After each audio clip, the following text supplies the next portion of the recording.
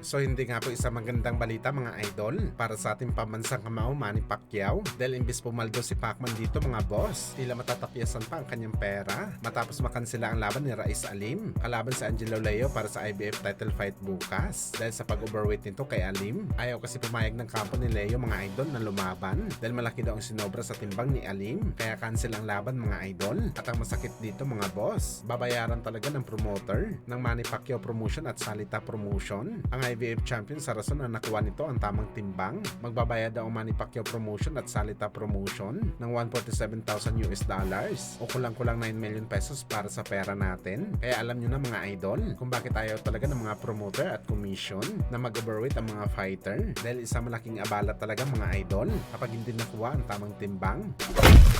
Samantala Jerwin ng Kahas, meron na po laban sa Super Boxing kalaban si Omar Trinidad kung saan June 28 nga po nakaschedule ang laban ni Angkahas. Balik ko features ito mga idol sa bakbakan ni Rayo Valenzuela at Edwin De Los Santos. Kaya siguradong pukpukan to. Abangan natin to mga idol.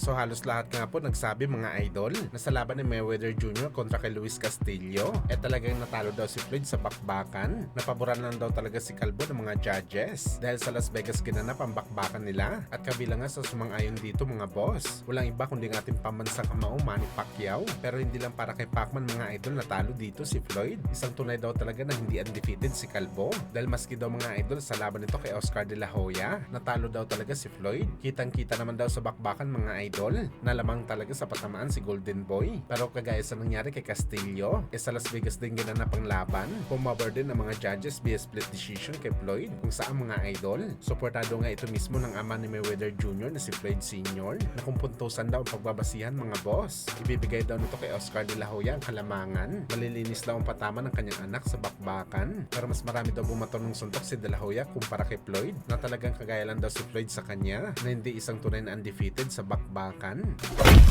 Samantala sinupalpal naman po mga idol na malutong ni Eddie Hearn si Devin Haney. Ano yung mga idol, ayaw na daw nito maging alaga si Haney Boy. Gusto daw bigyan ni Eddie Boy mga idol sa Haney na malalaking laban na gusto nito. Pero masyadong pinipresyuhan daw ni Boy Ilong ang kanyang sarili sa bakbakan. Ang laki daw ng hinihingi nito na bayad sa laban. Kaya naman daw ni Eddie Hearn ibigay ang presyo nito. Pero hindi daw sa kagaya ni Devin Haney. Nakakaantok daw kasi at boring ang laban nito. Hindi daw worth it ang malaking pera na ibabayad mo kay Haney. Okay lang daw sana mga idol kung hindi nangyari ang laban ni Haney kay Ryan Garcia kung saan ilang beses ito humalik sa canvas. Nasira daw talaga ang pangalan ni Haney Boy sa mga oras na yon. Lalo pa umiyak ito pagkatapos ng laban at pinilit ito na bawiin ang kanyang zero loss. Dagdag pa ni Eddie Hearn, walang sino man daw ng promoter ang kaya magbigay ng gusto ni Haney Boy na pera. Maliban lang daw kay Boss Turkey. Pero duda din si Eddie Boy dito dahil focus ngayon si Boss Turkey sa Super Boxing.